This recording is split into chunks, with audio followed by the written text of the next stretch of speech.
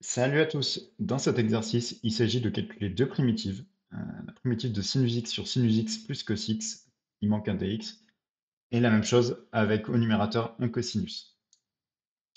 Vous allez le voir, en fait, ces deux primitives, elles sont liées.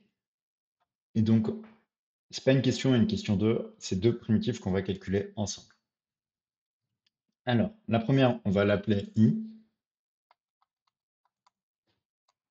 Donc, i, c'est intégrale de sinus x sur sinus x plus cos x dx.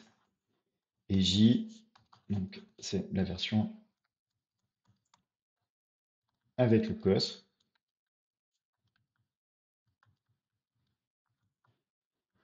Alors, si je calcule I plus J,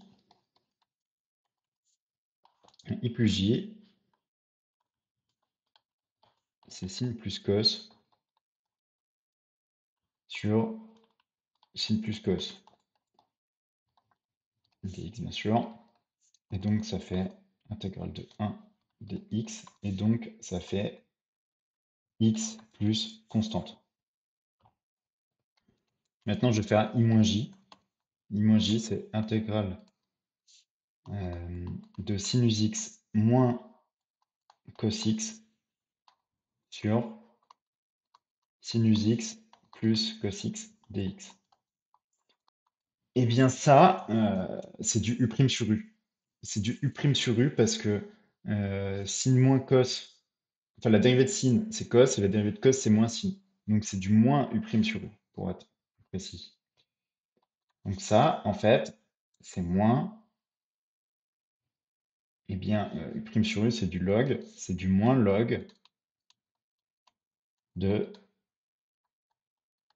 sinus x plus cos x plus constante. Donc maintenant, on a I moins j, on a I plus j. Donc on va mettre constante 1, constante 2. Mais de toute façon, la valeur de la constante, on peut bien lui donner ce qu'on veut.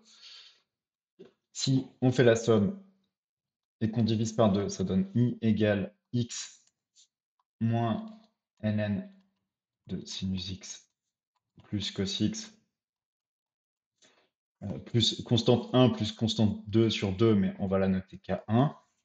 Et j, du coup, c'est pour obtenir j, il faut faire i plus j moins i moins j divisé par 2. Donc là, c'est pareil, il manque un demi. Et donc là, ça fait 1 demi de x plus ln de sinus x plus cos x plus k2.